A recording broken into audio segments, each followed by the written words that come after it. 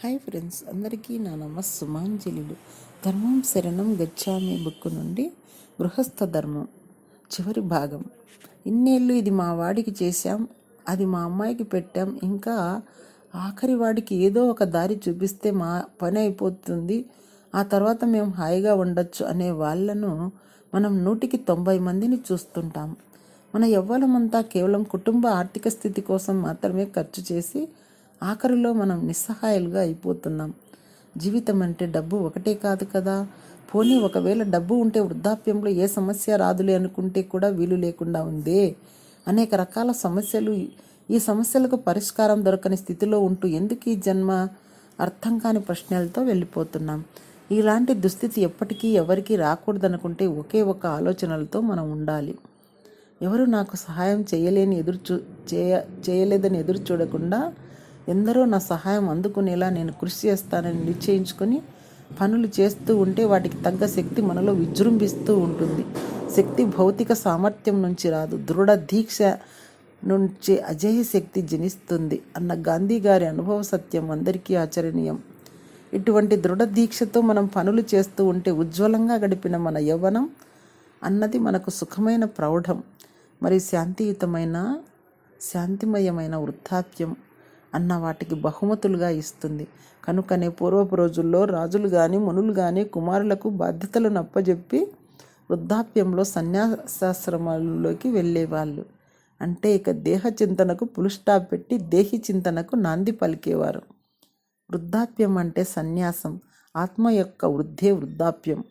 సరి అయినవి ఎన్నుకొని వాటిని చేస్తూ ఉంటే వృద్ధి అన్నది వద్దన్నా వస్తుంది. సన్యాసం అంటే ప్లస్ న్యాసం.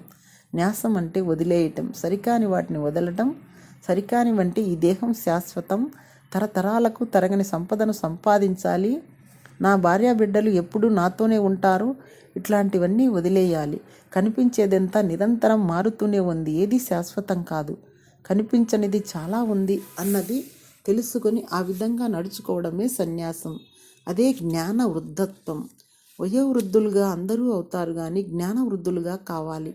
బుద్ధ, శంకరాచార్య, ప్రహ్లాద, మార్కండేయ, ధ్రువుడు వీళ్ళంతా జ్ఞాన వృద్ధులే. తమ బాల్యావస్థలోనే జ్ఞాన వృద్ధత్వ స్థితిని వారు పొందారు. శరీరం వృద్ధాప్యంలో ఉండవచ్చు, మనస్సు మాత్రం పసిగానే బాల్యావస్థలోనే ఎప్పటికీ ఉండాలి. మనస్సును ఎప్పటికీ బాల్యావస్థలోనే ఉంచుకోవటం సాధ్యమే. మరణించే సమయం వచ్చేంత వరకు మనసును బాల్యావస్థలో ఉంచుకోవచ్చు. జీవిత రహస్యాలు అటువంటి మనసులకి, మరణ రహస్యాలు అటువంటి మనసులకి అర్థమవుతాయి. అదే సరి అయిన మతంలో ఉంటున్న మనస్సు అన్న ఓషో ప్రబోధాలు మనకు శిరోధార్యాలు. కనుకనే బాల్యం నుండే బ్రహ్మచర్యంలో అంటే బ్రహ్మజ్ఞాన సముపార్జనలో ఉంటే మనకు వృద్ధాప్యం అన్నది లేనే లేదు. ఉండేదంతా ఒకటే స్థితి, అదే నిరంతర బ్రహ్మ చైతన్య స్థితి. ఎప్పుడైతే ఈ నిరంతర బ్రహ్మ చైతన్య స్థితిలో ఉంటామో అప్పుడు శిశుత్వంలో ఉండే స్వచ్ఛత, గాఢత, అమాయకత్వం, నవ్వు, లాలిత్యం, అమరికలు లేని తత్వం, స్వేచ్ఛలలో లీనమై ఆనంద పారవస్యంలో జీవిస్తూ చావైనా బ్రతుకైనా ఒక్కటే అన్న స్థితిలో ఉండిపోతూ చక్కటి గృహస్థ ధర్మంలో లీనమవుదాం. గృహస్థ ధర్మం పాటించటానికి ముఖ్యంగా మనకు శక్తి, జ్ఞానం, సామర్థ్యం, ఓర్పు, నిర్భయత్వం, సమయస్ఫూర్తి, మన్నన, సహకారం అవసరం. వీటిని ధ్యానం ద్వారా, సత్య గ్రంథాల పఠనం ద్వారా, గురువుల సూచనల ద్వారా, సజ్జనుల సాంగత్యం ద్వారా, దైనందిన అనుభవం ద్వారా పొందుతూ మన గృహాలను స్వర్గంగా మార్చుకుందాం.